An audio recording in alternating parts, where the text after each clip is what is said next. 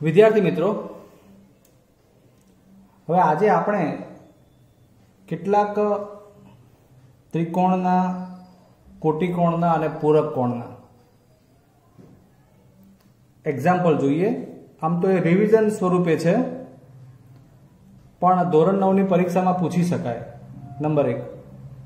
બીજું કે તમારા ક્યાંય સ્વાધ્યાયમાં નથી, એટલે શક્ય છે કે તમે ગણવાની પ્રેક્ટિસ ના કરી હોય અને એક્ઝામમાં 8માના કે અગાઉ ધોરણના રિવિઝન બેઝ ઉપર પૂછી લે તો કદાચ ના આવડે એવું બને. એટલે આપણે આજે કોટિકોણના, પૂરક કોણના અને માત્ર ત્રિકોણના દાખલામાં કેવી રીતે એને જુદી જુદી રીતે પૂછી શકાય એવું લીધું છે અને એ પ્રકારના આપણે એક્ઝામ્પલ જોવાના છે.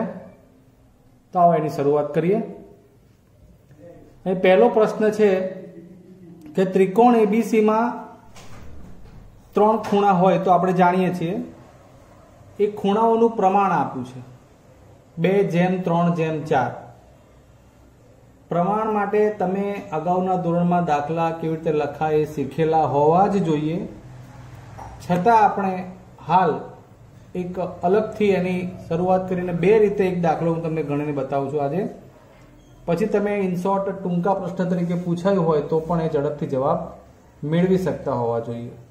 આવું માત્ર ત્રિકોણ માટે પણ નહીં, પણ પ્રમાણવાળી બાબતમાં કોઈ પૂરક કોણની વાત હોય કે રૈખિક જોડના ખૂણાની વાત હોય ત્યારે પણ તમે એનો ઉપયોગ કરી શકો. કેવી રીતે જોઈએ હવે. 3 ખૂણાનું પ્રમાણ આપ્યું છે એટલે આપણે ખૂણા A જેમ ખૂણા B જેમ ખૂણા C બરાબર 2:3:4 લીધું. અનુક્રમે લખ્યું હોય એટલે ફિક્સ થઈ ગયું કે ABC પ્રમાણે જવાબ. સૌથી પહેલા આપણે એને x લઈને સમજવાનો દાખલો ગણીએ. જુઓ તો A બરાબર 2x, B બરાબર 3x અને C બરાબર 4x. આ પ્રમાણે આપણે ગોઠવ્યું. હવે 3 ખૂણાનો સરવાળો ત્રિકોણ ABC માટે 3 ખૂણાનો સરવાળો એટલે A વત્તા B વત્તા C બરાબર 180°. એટલે A ની જગ્યાએ 2x વત્તા B ની જગ્યાએ 3x અને C ની જગ્યાએ 4x. 4 ને 3 7 ને 2 9x બરાબર 180x બરાબર 180/9, x બરાબર 20°. અને માટે 3 ખૂણાનું માપ લેવું હોય તો A બરાબર 2x એટલે 2 × 20 40°. B બરાબર 3x એટલે 60° અને C બરાબર 90°. આવું આવશે. સોરી, અહીંયા 3 દુ 6 છે ને, 4 દુ 8, 80°. તો આ રીતે તમને 3 ખૂણાના માપ તો મળી ગયા. હવે મેં તમને આગળ જ કહ્યું કે આપણે બીજી એક રીતથી પણ આ દાખલો ગણવો છે. તો એવું ઇન શોર્ટ આ સેકન્ડ મેથડથી કેવી રીતે કરાય? તો પહેલું છે ને, જેટલા ખૂણાની વાત છે ને એનું ટોટલ પ્રમાણ કેટલું થાય જોવાનું. એટલે ગુણોત્તરનો સરવાળો કરવાનો.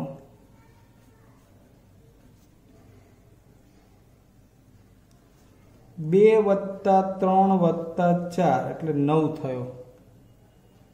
બસ. હવે જે ખૂણાનું માપ શોધવું છે તે A બરાબર એ જે કુલ માપ આવ્યું એ છેદમાં ત્રિકોણના 3 ખૂણાના સરવાળાની વાત છે 180 જોડે ગુણાય. ઉપર શું? તો જે ખૂણાની વાત કરવી છે એનું ગુણોત્તર વાળું પ્રમાણ લેવાનું કે ભાઈ 2:3 તો A માટે કેટલું છે? 2. બરાબર. એટલે આપણે એવું કહીશું વ્યક્તિગત રીતે જે એનું પ્રમાણ હોય તે ભાગ્યા કુલ સરવાળો ગુણોત્તરનો અને ગુણ્યા જે 2 ખૂણાની વાત હોય કે 3 ખૂણાની વાત હોય જે સરવાળો આવતો હોય તે. બસ. 9 દુ 18. A નું માપ 40° આવી ગયું. આ રહ્યું. એવી રીતે B નું માપ શોધવું છે તો B નું પ્રમાણ કેટલું છે? 3. કુલ પ્રમાણ 9, 180. આ તો ફિક્સ જ છે. 9 દુ 18, 20 તારી 60°. C કેટલું પ્રમાણ છે? 4. કુલ પ્રમાણ આ 20, 20 ચોક 80°। ક્લિયર? એટલે ટૂંકમાં જવાબ લાવવા માટે આ મેથડ યાદ રાખવાની. તમને દાખલા તો ડિસ્ક્રિપ્શનમાં મળવાના જ છે, તમારે ડિસ્ક્રિપ્શન ઓપન કરીને દાખલા તો ગણવાના જ એક્સ્ટ્રા, તો જ યાદ રહે અને ઝડપ થાય. આપણે વાત કરી રહ્યા છીએ અલગ અલગ પ્રકારથી પૂછાય તો, એટલે આ બીજો પ્રકાર લીધો કે ત્રિકોણ PQR માં P બરાબર 2 માપકોણ Q અને R બરાબર 3 માપકોણ Q. તો 3 ખૂણાનો સરવાળો શોધવાનો. આપણે તો પરિણામની સીધી વાત કરીએ તો P વત્તા Q વત્તા R 180° થાય. ચાલો P ની જગ્યાએ મૂકવી હોય તો શું મૂકી શકાય? 2 માપકોણ Q તો મૂકીએ. R ની જગ્યાએ શું મુકાય? એકલો એક R છે. એક R બરાબર 3 માપકોણ Q છે, તો એક R ની જગ્યાએ 3 માપકોણ Q મૂકી શકાય. બરાબરનું બરાબર 180. ફરી એક P બરાબર 2Q છે, એક R બરાબર 3Q છે, તો હવે અહીંયા Q લખવો કે નહીં? તો આ લખવો પડે. આખું સમીકરણ, ફરીવાર ધ્યાન આપજો, આખું સમીકરણ Q સ્વરૂપમાં જતું રહ્યું. જુઓ, P Q R 3 અલગ અલગ ખૂણા હતા, એમાંથી આપણે એક જ પ્રકાર બનાવી દીધો Q સ્વરૂપમાં. બસ ત્યારે હવે તમારો 3 અલગ અલગ બાબતોમાંથી એક જ ચલ જેવું થઈ ગયું, એટલે એમાં જવાબ મળશે 3 વખત, આ એક 4 વખત અને આ 2 6 વખત. અહીંયા એમ લખવાની જરૂર નથી પડવાની, આવે તો લખવાનું. જૂની પ્રથા પ્રમાણે બતાવે કે 2Q ચાલશે.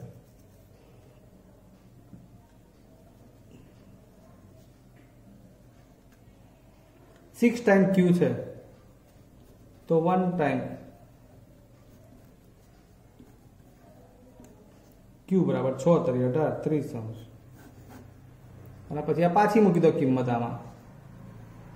P બરાબર 2Q છે, 2 ગુણ્યા 30 એટલે 60, અને R બરાબર 3 ટાઈમ્સ Q છે, 3 ગુણ્યા 30 બરાબર 90. ઓકે, ખ્યાલ આવી ગયો હશે. નેક્સ્ટ જોઈએ.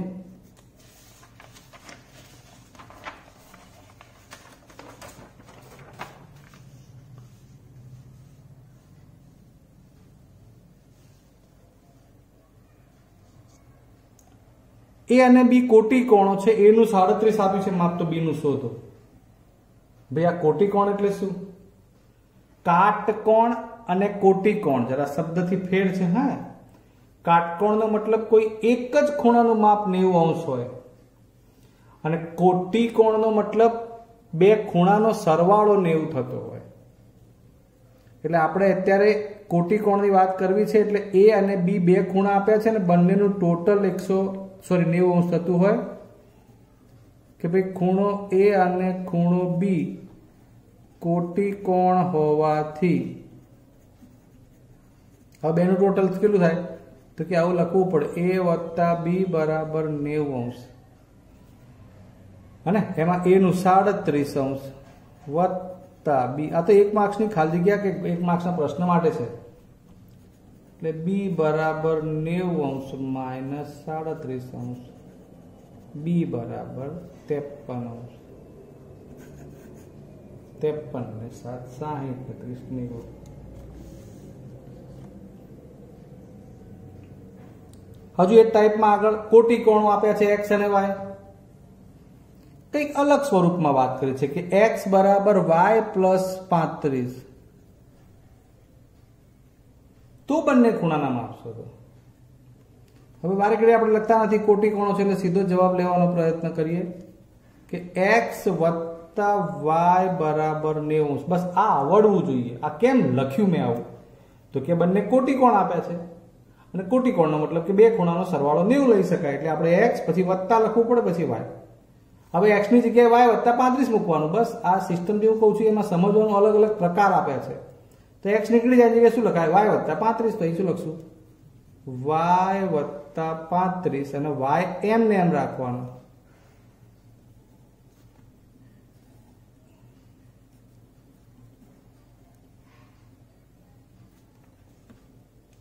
ખૂણા y નું માપ આપણે y રાખીએ. તો શું થશે? 1 ને 1 2 વખત y થશે.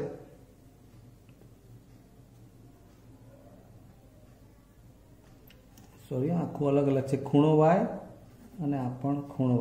ટૂંકમાં 1 વખત ને 1 વખત 2 વખત ખૂણો y થઈ ગયો અને આ 90 માઇનસ 35. 2 times y. 90 માંથી 35 બાદ કરીએ, 30 જાય તો 60 અને બીજા 5 જાય એટલે 55.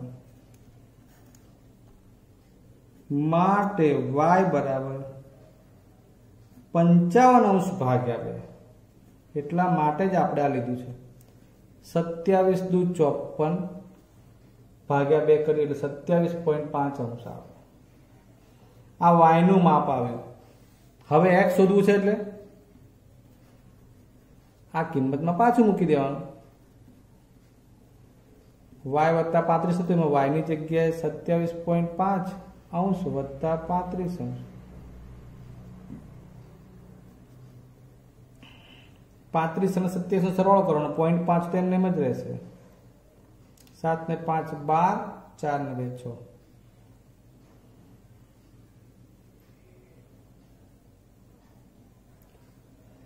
ચાલો હજુ નેક્સ્ટ મિત્રો, આ અલગ અલગ પેટર્નના દાખલા જે આવડવા જરૂરી છે, કારણ કે ગમે ત્યારે વચ્ચે આગળ પાછળ આ ટાઈપનું લખવાનું આના પછીના પ્રકરણમાં પણ આવી શકે. પી અને ક્યુ પૂરક કોણો. હવે આપણે પૂરક કોણનો ટોપિક લીધો હાથમાં. ચાલો, કોટી કોણમાં જેટલી શક્યતા હતી એ વિચારી લીધી.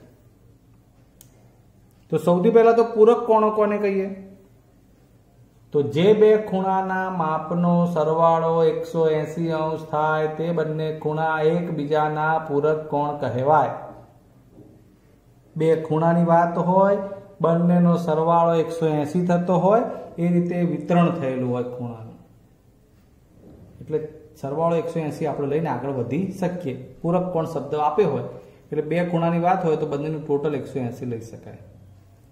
એટલે આપણે પૂરું નથી લખતા, પણ સીધું હવે P વત્તા Q બરાબર 180. કેમ ભાઈ?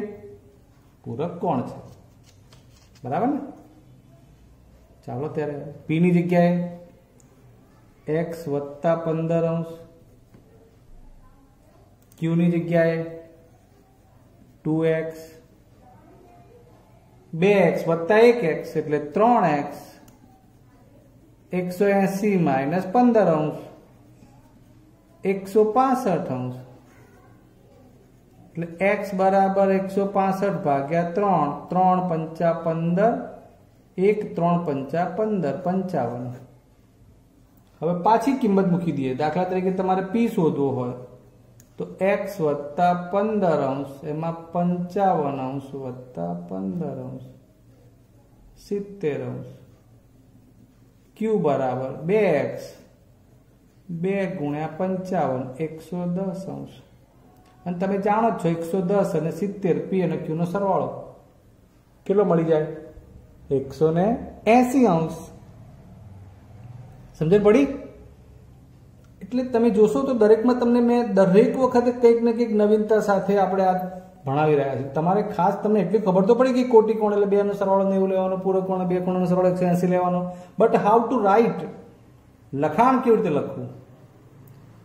હજુ આપણે બે અઘરા દાખલા લઈએ થોડા. P અને Q પૂરક કોણો છે. 2 ટાઈમ્સ માપકોણ Q બરાબર 3 ટાઈમ્સ માપકોણ P.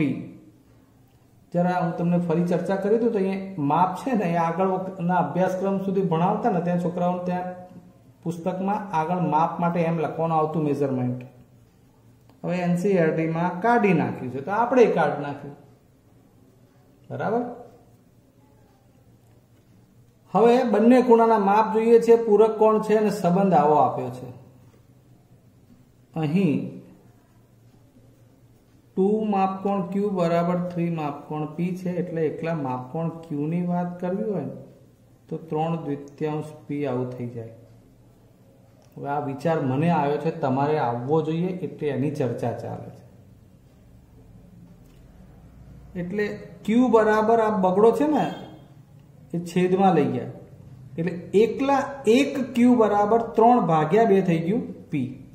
અને હવે આપણે P વત્તા Q 180 એ આપણો જાદુ ચાલુ કરીએ. કેમ? પૂરક કોણો છે એટલે હવે પી ની જગ્યાએ તો આપણે પી લખીશું, પણ આ એક ક્યુ ની જગ્યાએ શું લખી શકીએ? 3/2 પી. 3/2 પી. બસ મારે તમને અત્યારે આજે આ વસ્તુ શીખવાડવી છે કે પી અને ક્યુ અલગ અલગ હતા, એમાંથી બંનેનું એક જ સ્વરૂપ આવી ગયું. એટલે જ્યારે ત્યારે મિત્રો આ ટાઈપનું આવે ત્યારે તમારે અંદર પ્રયત્ન એવો કરવાનો કે એમાંથી લખાણ કોઈ એક ટાઈપનું થતું જાય. જેમ કે બંને પી થયા એમ બંને ક્યુ પણ બનાવી શકાય. એ તમારે જાતે વિચારવાનું અને એ પ્રમાણે લાવશો એટલે જવાબ તો આ જ આવશે. હવે આ બે એ લસા થયો જે ત્રણેય જગ્યાએ ગુણાય. એટલે અહીંયા ગુણાય એટલે 2 માપકોણ પી બન્યું. અહીંયા બગડો ઉડી જાય એટલે માત્ર 3 જ વધે અને અહીંયા સામે ગુણાય એટલે 2. 2 વડે બંને બાજુ ગુણતા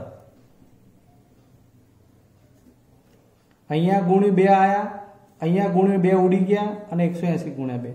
3 ને 2 5 પી થઈ ગયા. 180 ગુણ્યા 2 એમને એમ રાખીએ. પી બરાબર 180 ગુણ્યા 2 ભાગ્યા 5. 36 5 180 એટલે 72 અંશ. છેલ્લે કદાચ અહીંયા ગણતરીમાં અંશ ના લખ્યું હોય તો છેલ્લે લખી નાખવાનો અંશ એટલે ચાલે એક સમય. ફાઇનલ જવાબમાં અંશ લખેલો હોય એટલે જોઈએ. તો પી બરાબર 72 આવી ગયા. અહીં મૂકી દો એટલે ક્યુ મળી જાય. 3/2 પી હતું ને એમાં પી ની જગ્યાએ 72 મૂકી દઈએ. 36 તરી 108. 108 અને 72 સરવાળો કરો એટલે 180 થાય. થશે ને? તો પછી શક્ય એટલી બધી અલગ અલગ ટાઈપના દાખલા ચાલી રહ્યા છે મિત્રો. હવે છેલ્લો દાખલો. x અને y પૂરક કોણો છે. x જેમ y બરાબર 11:7. x અને y શોધો. જેમ પ્રમાણમાં બે જ ખૂણાનો સરવાળો પૂરક કોણ એટલે 180 એવું આવ્યું. સૌથી પહેલો દાખલો જેમ પ્રમાણમાં ત્રિકોણ માટે 3 ખૂણાનો સરવાળો 180 અંશ થાય એવું લીધું હતું. હવે જેમ પ્રમાણમાં પૂરક કોણ પણ આવે, જેમ પ્રમાણમાં કોટી કોણ પણ આવે, જેમ પ્રમાણમાં રૈખિક જોડના ખૂણા પણ આવે, જેમ પ્રમાણમાં અંતઃકોણ એવું પણ આવશે. તો એટલો મતલબ કે જે કોઈ પણ આવતું હોય માનો કે પૂરક કોણ છે તો એ બે ખૂણાનું પ્રમાણ હોય બેનું ટોટલ એ માપ આવે 180 થાય. કોટી કોણ હોય તો 90 થાય. પણ આ 11 + 7 180 એવું થોડી હોય. આગળ ને આપણે જે સમજાવ્યું હતું એ પ્રમાણે તમારે ગણવું હોય દાખલો તો તમે અહીંયા આગળ x છે એટલે આપણે x ના લઈએ તો સ્મોલ a લઈએ તો x બરાબર 11a અને y બરાબર 7a. આ પ્રમાણે x + y બરાબર 180 લઈ 11a + 7a બરાબર 180 એમ કરીને એ શોધીને પાછી કિંમત મૂકો એટલે x અને y મળી જાય. પણ હું આ રીતે નહીં ગણું. પૂછો કેમ? તમે પૂછી લીધું. હવે આનો જવાબ મને ખબર છે કે અહીં ગુણોત્તરનો મારે સરવાળો લેવો છે. 11 + 7 બરાબર 18. બસ હવે પૂરક કોણ હોય એટલે ખૂણો x + y કેટલું થાય ટોટલ 180. આ ખબર છે મને એટલે હું એકલો x શોધવા શું કરીશ? એનું પ્રમાણ છે 11 ઉપર, કુલ પ્રમાણ નીચે ગુણ્યા ટોટલ જે x અને y ની જ વાત છે એટલે બેનું ટોટલ જે થતું હોય લેવાનું 180. 18 દાન 11 દાન.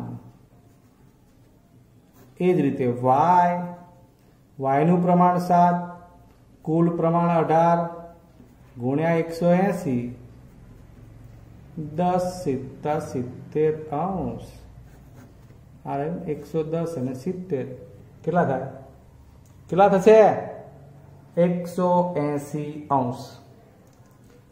હવે તમે સમજી ગયા હશો મિત્રો કે કોટી કોણ હોય કે પૂરક કોણ હોય કે ત્રિકોણ હોય કે રૈખિક જોડ હોય, અલગ અલગ પ્રકારના ઘણા બધા ખૂણા આવતા હોય છતાં પણ જેમ પ્રમાણ હોય કે કોઈ એકની બીજા જોડે સરખામણી હોય કે પછી બંનેની સાથે સરખામણી હોય, આવું અલગ અલગ ગમે તે આપ્યું હોય તો પણ આપણે દાખલો ગણી શકીએ.